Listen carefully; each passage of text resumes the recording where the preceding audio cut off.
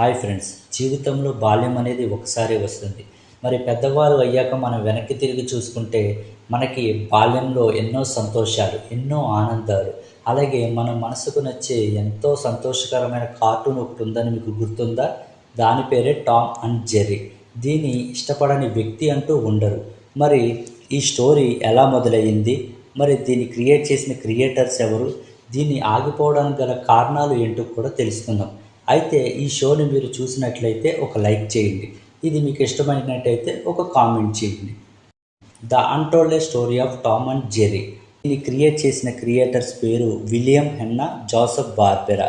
మరి వీళ్ళిద్దరూ క్రియేట్ చేసిన ఈ క్యారెక్టర్స్ ప్రపంచానికి ఎంతో ఆనందకరాన్ని, సంతోషకరాన్ని ఇచ్చింది. మరి వీళ్ళ గురించి ముందుగా తెలుసుకుందాం. విలియం హెన్నా జూలై 14, 1910లో న్యూ మెక్సికోలో జన్మించారు. ఈయనకు యానిమేషన్ అంటే చాలా ఇష్టం. మరి జోసెఫ్ బార్బెరా ఈయన మార్చి 24, 1911లో న్యూయార్క్లో జన్మించారు. ఈయనకు కార్టూన్ డ్రాయింగ్ అంటే చాలా ఇష్టం. వీళ్ళు ఇద్దరు వేరు వేరు ఉద్యోగాలు చేసుకుంటూ ఉండేవారు. అయితే కొంతకాలం అయిన తర్వాత వీరు ఇద్దరు కన్న కలల కోసం చేసే ఉద్యోగాన్ని కూడా వదులుకున్నారు. 1938లో ఎంజిఎం స్టూడియోలో వీళ్ళు ఇద్దరు కలుసుకున్నారు. ఆ సమయంలో డిజ్నీ వంటి పెద్ద కంపెనీలతో పోటీ పడేందుకు ఎంజిఎం కొత్త కార్టూన్ క్రియేట్ చేయాలని నిర్ణయించుకుంది. ఆ సమయంలో వీళ్ళ ఇద్దరిని ఎంచుకుంది. మరి వీళ్ళు ఇద్దరు పనిచేసే కంపెనీలో పిల్లి వెనుక రూమ్ మొత్తం గందరగోళం చేసేసింది. అది చూసిన వీళ్ళకు ఒక ఆలోచన వచ్చింది. ఈ క్యారెక్టర్స్ తీసుకొని మనం ఒక షోని స్టార్ట్ చేద్దాం, ఈ క్యారెక్టర్స్ తీసుకొని మనం కొత్తదనాన్ని క్రియేట్ చేద్దాం అని నిర్ణయించుకున్నారు. అప్పుడు 1940లో మొదటి ఎపిసోడ్ రిలీజ్ అయ్యింది. ఇది 8 నిమిషాలు ఉంది. ఈ ఎపిసోడ్ పేరు పుస్ గెట్స్ ద బోట్ అని పెట్టారు. టామ్ పేరేమో జాస్పెర్, జెర్రీ పేరేమో జీనెక్స్. మరి వీళ్ళిద్దరి క్యారెక్టర్స్ మధ్య ఉన్న కాంబినేషన్ ఏదైతే ఉందో ఆ ఎపిసోడ్ ప్రజలకు చాలా బాగా నచ్చింది. తరువాత టామ్ అండ్ జెర్రీగా మార్చారు. 1940 నుండి 1950 వరకు ఇది ప్రపంచంలోని అత్యంత విజయవంతమైన కార్టూన్లో ఒకటిగా మారింది. దీనికి 7 ఆస్కార్ అవార్డ్స్ కూడా వచ్చాయి. అయితే ప్రతి జీవితానికి ఒక కష్టం ఉన్నట్టే 1950లో టెలివిజన్ ప్రచారం పెరిగింది. మరి అప్పుడు సినిమాలు చూడడానికి వచ్చే జనం కూడా తగ్గారు.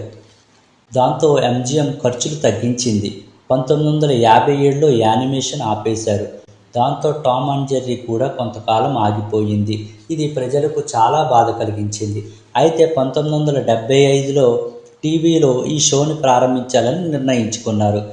మరి ప్రతి శనివారం ఒక షో వీళ్ళు స్టార్ట్ చేశారు. అయితే ప్రజల నుండి గొప్ప రెస్పాన్సే వచ్చింది. అయితే 1980లో కార్టూన్ నెట్వర్క్ క్రియేటర్ అయిన టర్నర్కు టామ్ అండ్ జెర్రీని $1.5 బిలియన్ అమ్మేశారు. ఆయన ఇది తీసుకొని కొంతకాలం నడిపించారు. దీనికి మంచి రెస్పాన్సే వచ్చింది. తరువాత టామ్ అండ్ జెర్రీని వార్నర్ బ్రో పిక్చర్స్ కంపెనీకి అమ్మేశారు. వాళ్ళు కూడా దీని నుంచి చాలా లాభమే పొందారు. మరి ఈ టామ్ అండ్ జెర్రీకి 7 ఆస్కార్ అవార్డ్స్ కూడా వచ్చాయి.